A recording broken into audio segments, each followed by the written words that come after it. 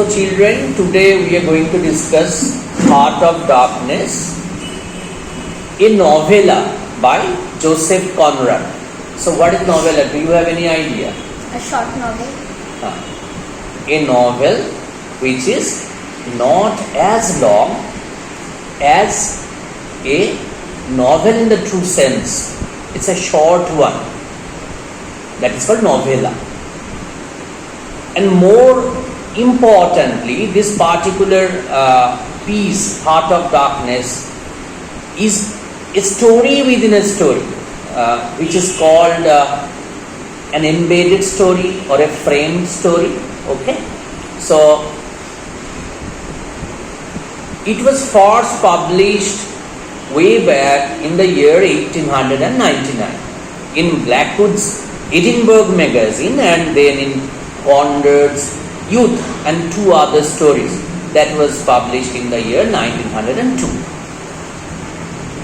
So children, Heart of Darkness basically examines the horrors of Western colonialism, depicting it as a phenomenon that tarnishes, that means spoils, not only the lands and peoples it exploits, but also those in the West who advance it. So it's basically based on colonialism. That is the most important theme embedded in the novel. Okay. So although garnering an initially lackluster reception, so initially the novella was not received cordially and elaborately. Okay. So Conrad's semi-autobiographical tale has gone on to become one of the most widely analyzed works of English literature. Okay. So critics have not always treated Heart of Darkness very favorably, So rebuking its dehumanizing representation of colonized peoples and its dismissive treatment of women in the first place. Okay. Nonetheless, Heart of Darkness has endured, and today it stands as a modernist masterpiece directly engaged with post-colonial realities. That is most important in the entire subject. Okay. Children, now let us have some ideas to the storyline of the Magnum Opus, Joseph Conrad's Heart of Darkness. As I have already told you, Heart of Darkness tells us a story within a story, that is called an embedded or a framed story. The novella begins with a group of passengers aboard a boat floating on the River Thames in London, of course. One of them, Charlie Marlowe, our protagonist, relates to his fellow seafarers an experience of his that took place on another river altogether, the Congo River in Africa. It's a very important name in geography itself, the Congo River in Africa. Marlowe's story begins in what he calls the sepulchral city. Remember the phrase sepulchral city. Do you know what sepulchral is? You don't know. So the word was used once by another great writer. The story was called, let me recall, it was about a man's banking ambition. So the story was, My Financial Career by Stephen Leacock. So he used this particular word sepulchral to describe how he basically feels when he gets inside a bank. So he feels very much out of place, like a fish out of water, and he feels very much unnerved, depressed, and very, very much tense and circumspect. So sepulchral means something very ghostly. It's full of horror and terror. So somewhere in Europe. So there the company, that is an unnamed organization running a colonial enterprise in the Belgian Congo, appoints him captain of a river steamer. He sets out for Africa, optimistic of what he will find. So that gives us a kind of foreboding of the rest of the story. But his expectations are quickly soured, embittered, as I told you earlier, but his expectations are quickly soured. So he was kind of disillusioned. From the moment he arrives, he is exposed to the evil imperialism, witnessing the violence it basically inflicts upon the African people. It exploits kind of torment. It's very ruthless treatment meted out to the native Africans. As he proceeds forth, he begins to hear tale of a man named Kurz. Okay, a colonial agent who is supposedly unmatched in his ability to procure ivory from the continent's interior. So ivory, tusk of an elephant. Okay. So according to rumor, Kurz has fallen ill. So and perhaps mad as well, insane, thereby jeopardizing the company's entire venture in the Congo. So he's the main man, it's a key factor there, but he has been impeded and he is not basically working to his capacity. So he becomes a worry. Marlowe is given command of his steamer and a crew of Europeans and Africans to basically man it, the latter of whom Conrad shamelessly stereotypes as cannibals. That is derogative. As he penetrates deeper into the jungle, it becomes clear that his surroundings are impacting him physiologically. So he's getting sick, to be exact. His journey is not only into a geographical heart of darkness. So that is the core of bleakness. That is the heart of darkness. So things are very, very much gloomy, painfully bleak. But into his own psychic interior.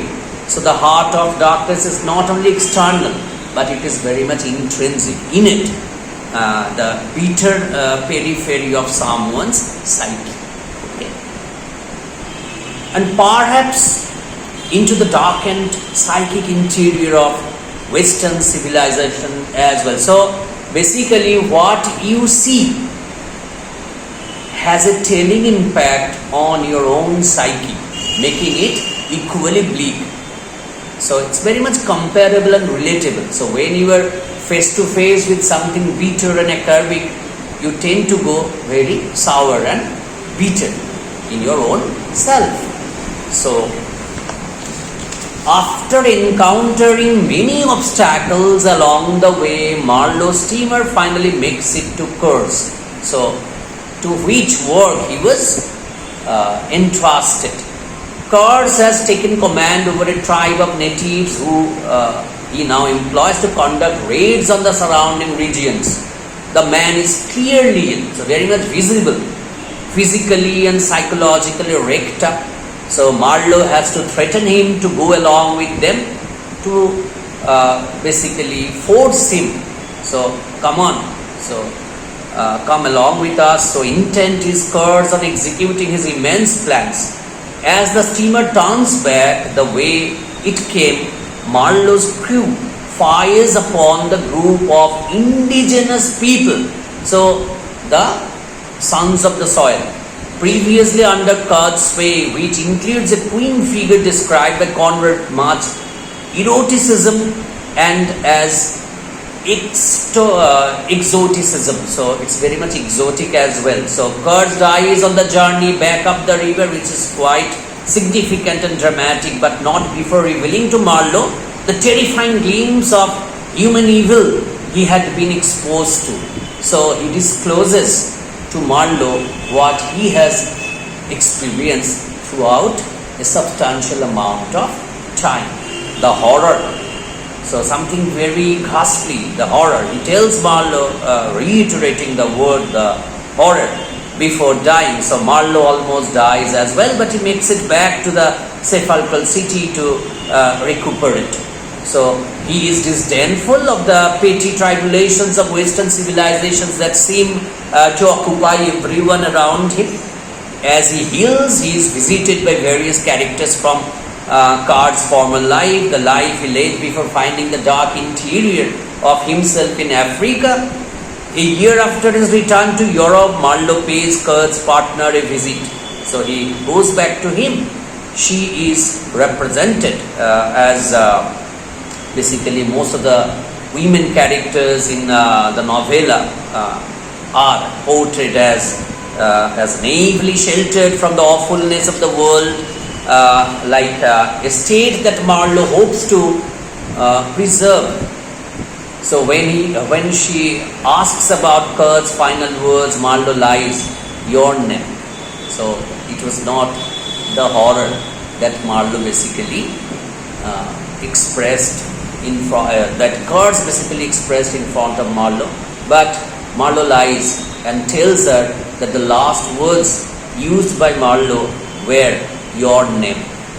So Marlowe's story ends there. Heart of Darkness itself ends as the narrator, one of Marlowe's audience. She is a mass of brooding clouds gathering on the horizon. It's very, very much significant, and it's very much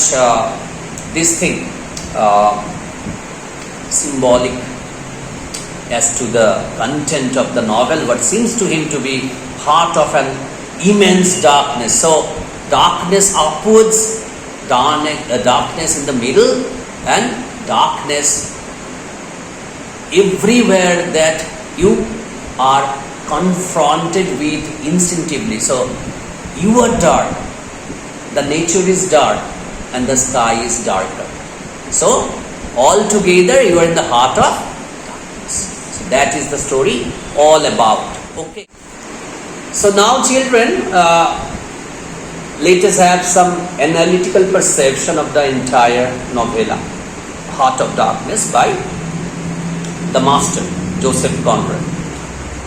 On the most superficial level, Heart of Darkness can be understood through its, as I have already told you, semi-autobiographical relationship to Conrad's real life.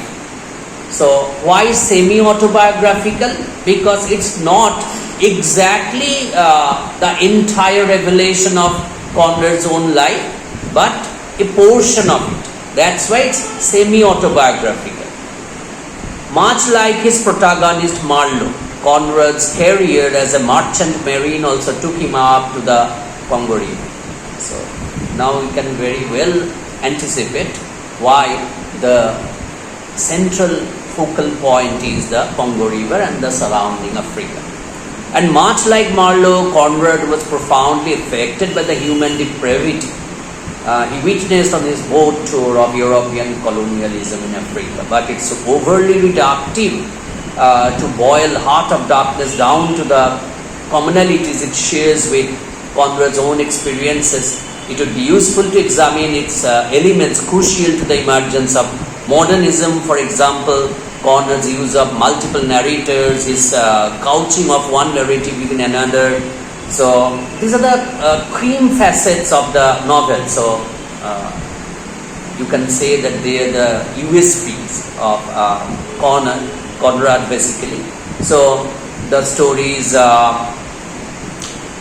chronological unfoldings, and as would have become increasingly clear as the 20th century progresses, almost post-structuralist distrust in the stability of language. So Conrad always believed that language is something which is ever volatile and changing. So at the same time, his story pays homage to the Victorian tales he grew up on, evident in the popular heroism so central to his story's narrative. In that sense, Heart of Darkness straddles the boundary between a waning Victorian sensibility and a waxing modernist one. So it's kind of transition that is taking place. So have you ever read any other Conrad work? So it's a very popular short story, The Lagoon. So it's wonderful landscape description as depicted by the writer. It is one of the finest ever short stories, basically, that appertains to natural surroundings that we have in the history of literature itself. So, let me repeat, the boundary between straddles the boundary between a waning Victorian sensibility that is gradually dwindling and a waxing modernist one. So it's straddling between the two. So one of the most resoundingly modernist elements of Conrad's work lies in this kind of early post-structuralist treatment of language, his insistence on the inherent inability of words to express the real in all of its horrific truth, sepulchral. And Marlowe's journey is full of encounters with things that are unspeakable. So with words that are uninterpretable and with a world that is eminently inscrutable. In this way, language fails time and time again to do what it is meant to do, to communicate. So it becomes a barrier. It's a phenomenon best summed up when Marlowe tells his audience that it is impossible to convey the life sensation of any given epoch of one's existence, that which makes its truth, its meaning, its subtle and penetrating essence. It's all because of that language thing. So as he maybe can't even adequately communicate the terrifying darkness he observed around him, the horror is all he can say, and he cannot elaborately contemplate on the kind of horror he has been narrated by curves. Okay, some critics have surmised that part of Heart of Darkness's mass appeal comes from this ambiguity of language. So from the free rein it gives its readers to interpret. So when you have some ambiguity of language, it is basically prone to multiple interpretation. So when we get to understand some language explicitly, we can make out, we can fathom what is being basically referred to.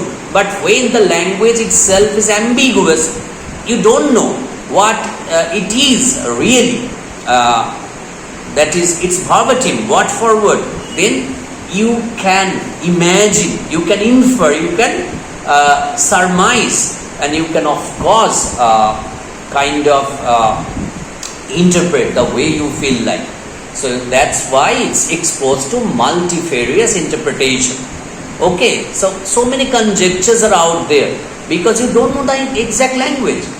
So others posit this as a great weakness of the text, viewing Conrad's inability to name things as an unseemly quality in a writer who is supposed to be one of the greats. So they criticize Conrad. So why at all are you not able to interpret all the languages that have been narrated in the extract? So that is some kind of a drawback in your ability. So perhaps this is itself a testament to the Heart of Darkness's breadth of interpretability, as I have already told you. So to some people it's your drawback that you are not able to express the versatility and the variegated nature of the languages that you are talking about. But on the other hand, you are offering your readers a kind of large spectrum translation and interpretation range that they can fathom and they can interpret the way they feel like. So there's nothing which is very much distinctively suggested.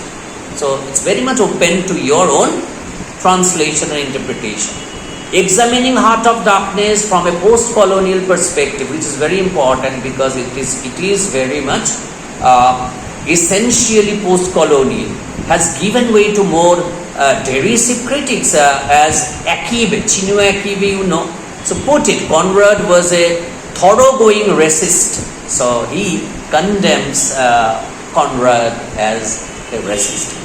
One who dehumanized Africans in order to use them as a backdrop against which to explore the white man's interiority.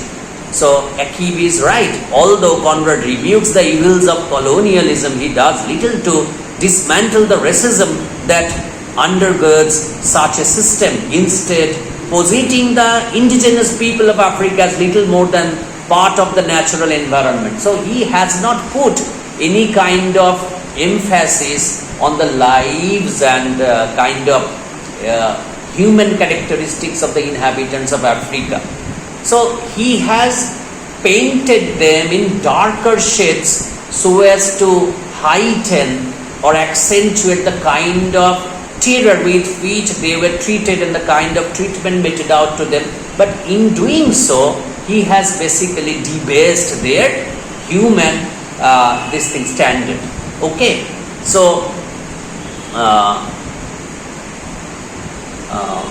and yet it fails to assign any particularity to African people themselves. So if you try to sketch for yourself some kind of idea or a very transparent notion as to the kind of people that Marlowe meets there in the African soil, you won't be able to just make out a lot, because they have been understated, and the torment with which they are being treated, that has been overstated. Okay, and in order to accentuate or make the treatment quite intense, Conrad has kind of dehumanized.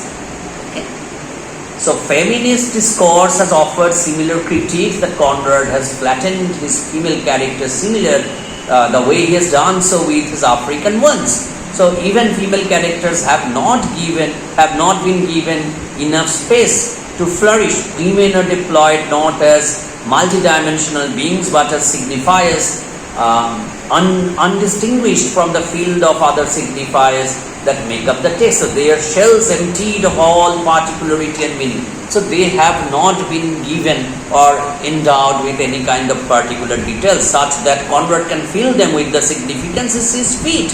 So Conrad has treated them the way he felt like, without getting deeper into the essence of their characteristic features. The African queen becomes the embodiment or epitome of darkened nature and eroticized symbol of its atavistic allure. Okay, Kerr's intended meanwhile is just a signifier for the illusory reality of society that Marlowe is trying to protect against the invading darkness of human nature. So when you wanted to paint the surrounding bleak, in doing so you have tarnished or blackened the human face. So that is a very negative criticism that has been attributed to this particular novella by the great man. So neither woman is interiorized and neither is named. A rhetorical strategy that seems less about Conrad illustrating the failures of language than it does about him privileging his masculine voice above any possible feminine one. So in his writing itself, the feminine features or all the females has been basically understated, and they are all dominated representatives of the entire novel. Okay, and they have not been attributed with any kind of respectable mass. Okay, so they are subordinated to their male counterparts, which is another aspect which you can call derogated. Much contemporary analysis, the aforementioned postcolonial and feminist critics included, is centered not on text itself but on other commentaries of the text, thereby elucidating the way that discussions in academia might unwittingly perpetuate some of the work's more problematic elements. Thus, Heart of Darkness is basically occupying an ever-changing position in the literary canon. So it is being criticized the way now you don't have any assurance that a future generation will assess it in the same way that you are doing. So something is there which has made it extremely volatile so far as criticism is concerned. Okay, so the question then becomes, does the Heart of Darkness still belong in the West literary canon, and if so, will it always be? So that is the analytical observation that we can have of this particular treatise by Conrad. Okay, thank you very much. So guys, if you think that my work is useful, please like, share and subscribe my channel. Thank you very much.